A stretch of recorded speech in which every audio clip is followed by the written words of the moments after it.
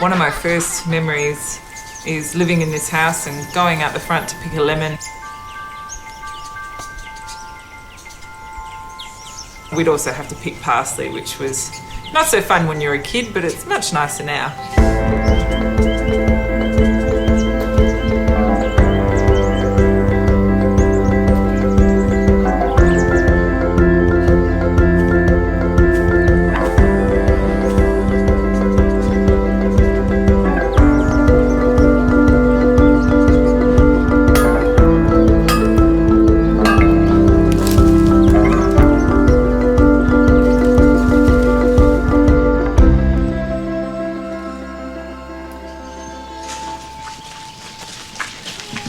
Hi Miriam, hi John. Hi John. How you going? Good, haven't seen you for a while. I know, it's been too long. What's been happening? This is obviously a good time of year to be coming in. Look at these beautiful kids. Awesome. Oh, baby. Caroline has a really strong, grounded base, which comes from her family and the region in which she lives and the people that were around her when she was growing up. He is so beautiful. In most dairies, that little guy wouldn't be alive. Oh. Whereas here, we consider them to be a resource. Yeah. And we raise them on their mothers. So they get to have a life and our mums get to be mums. Yeah, wow. Many, many chefs in Australia are much more mindful of sustainability, of making sure that things work properly, not just now but into the future. And of course food is one of those things.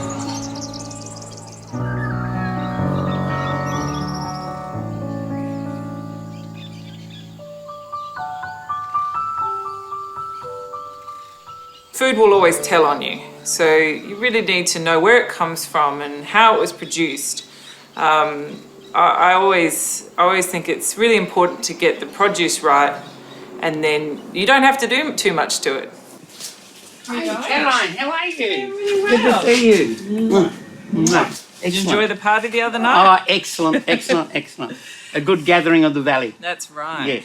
Now, I heard the secret that there might be some finger limes growing around Yeah, finger here. limes, down Yeah? here. Joe next door at Tassie One Tree. We're always searching for better, continuous improvement, better ways to do things, and also responding to customer demand. I mean, customers are incredibly knowledgeable. It's been one of the great phenomenons of food television, cooking shows on television. So customers know things, and so they're demanding. And sensitive and sensible business people start responding to that. And Caroline's kind of got a head start because it's what she believes in. Yeah, it's a bit sharp. Yeah, first thing in the morning. Sharp, yeah. To get that much flavour out of such a small little ball Fruit, is yes. is very impressive. Yeah. So yeah, And I look so forward unusual. to it. So unusual.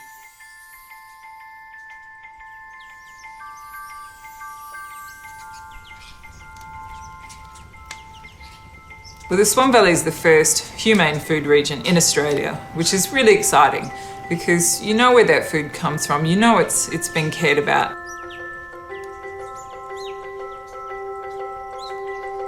And then we carry on the care. So for me, that's the most important thing.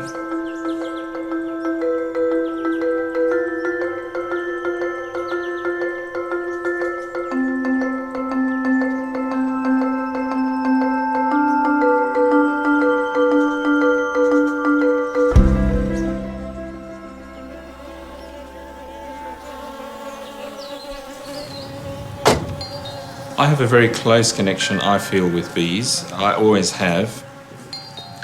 Whether it was an innate thing or not, I'm not sure. Whenever I go to my bees and I look after them, I have this connection and I just love to sit and watch them.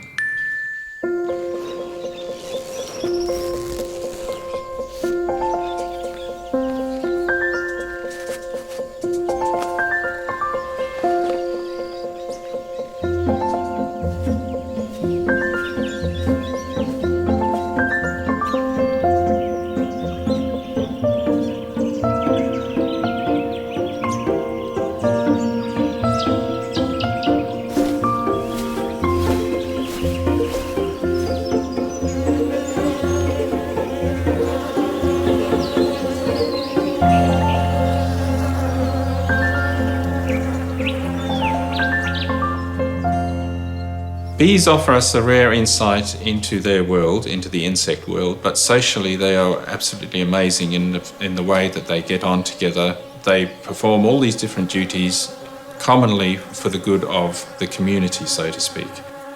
I think we can learn a lot from that as humans. The passion that he has is derived from when he was very young, and he became romantically involved with the bees in South Africa. So he was a little 8-year-old boy and he saw a swarm pass by and he was determined to catch it. And he wanted to then have this beehive and create his own honey.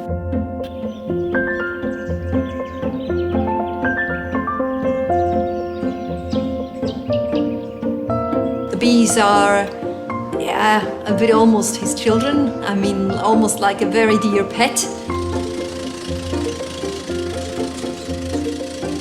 You wouldn't get what he produces in your supermarket. Some supermarkets sell the honey next to the peanut butter as just a product on toast that might be mixed.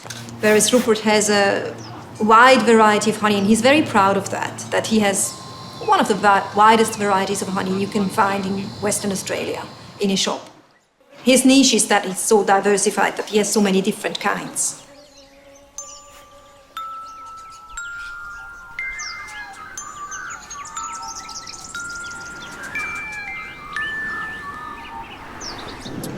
Well, at the moment we're just going to go and have a look at a jarrah tree because the jarrah trees flower once every 2 years. Most people don't get to meet a beekeeper in their life, and I think they're national Where treasures. these trees are going to flower. So The beginning of my experience with bees was with Rupert and going out into his small apiaries. He opened up the first hive, he opened up the lid, and he explained to me that when you open a beehive, it's like reading a book. So you can actually read what the bees are saying to you.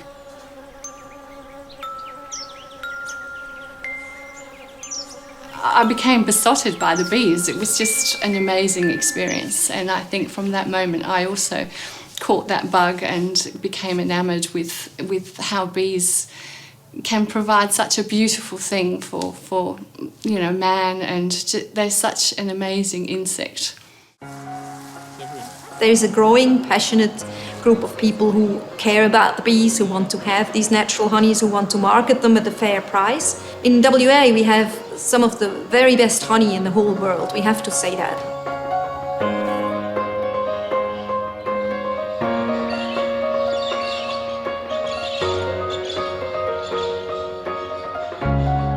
There are so many different tastes and so many different facets to the valley, and I am only one of them.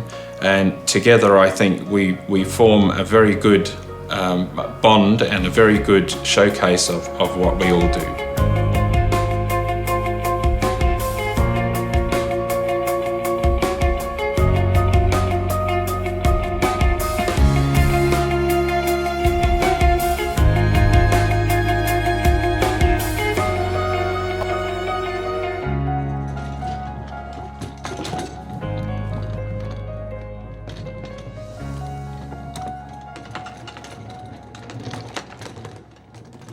I've always loved beer, and there's the cliche, if you do what you love, you'll never work another day in your life.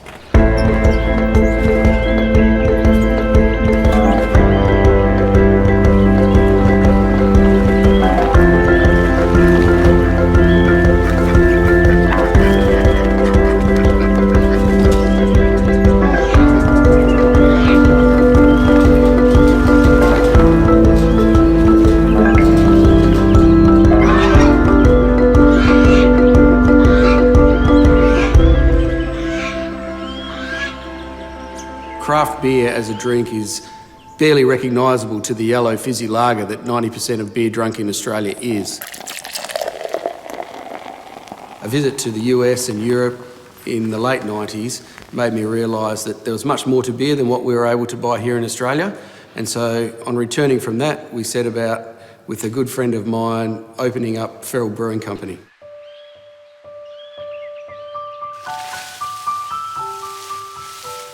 We wanted to have intense, hoppy, aromatic beers that are like the great wines of the wine regions, You know, we talk regularly about flavours like tropical fruits in great white wines. Well, we wanted to make beers with similar comparisons and similar type flavours.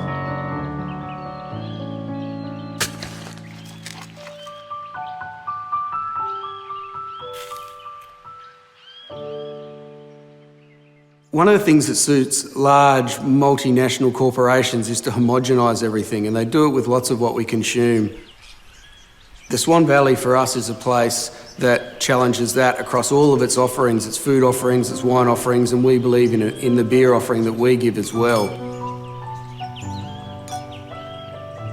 When we started doing it, we were one of the few. Today, the landscape of beer is very, very different. We like to think that what we did back there in the early days perhaps beat a bit of a path for some of today's modern craft brewers.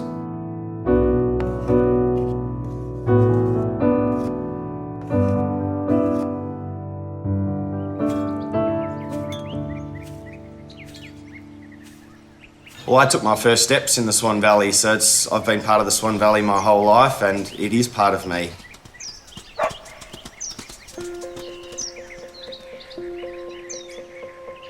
My great-grandfather immigrated from Croatia. Over the generations, we've built a wonderful living and winery business here in the Swan Valley. My father and I get along really well. To be able to spend so much time with the family and the family business is a real blessing, and yeah, it's a real thrill to be able to do that with my father.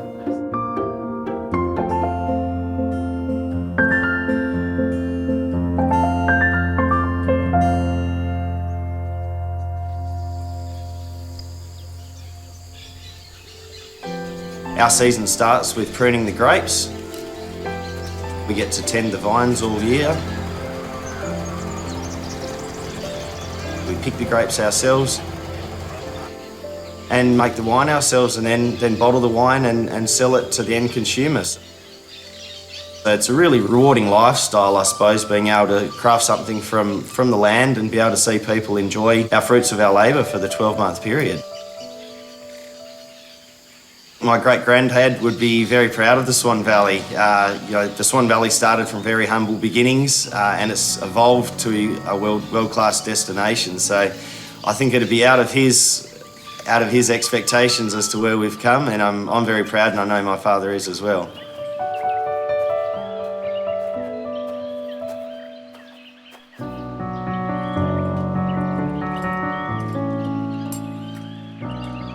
I have this belief. We all make choices, it's choice point.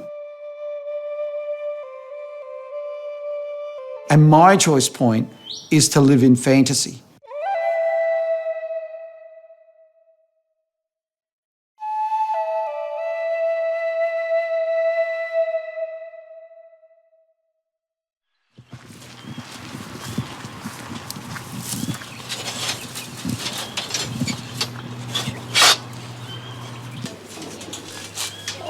This is my supermarket.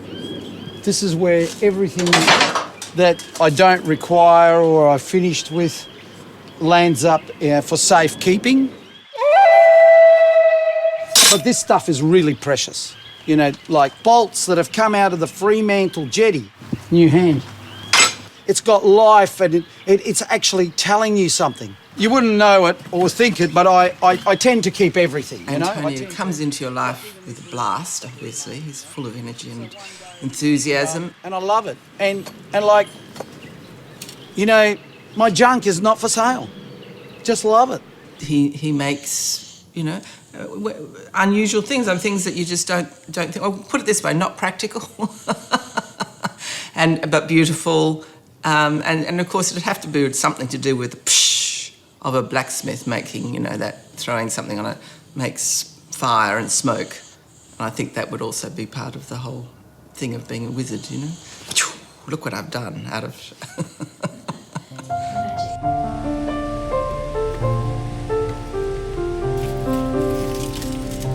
Blacksmith by trade, and his ability, that skill, he has turned into his art. So his art is this, the same exuberance that I saw in the man as you see in his art.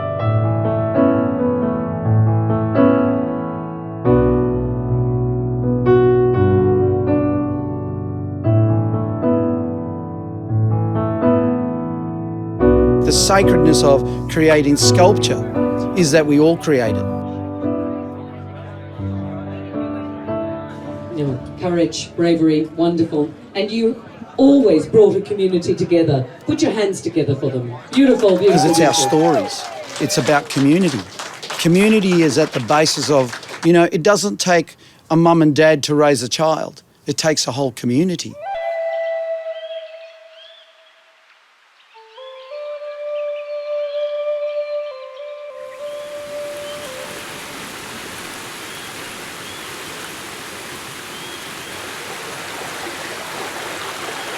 The valley is very diverse in what it gives me. It gives me the wood, certainly from, you know, the development. It gives me the remnants from the vineyard. But the most magical thing of all that it gives me is its colour, its changing colour.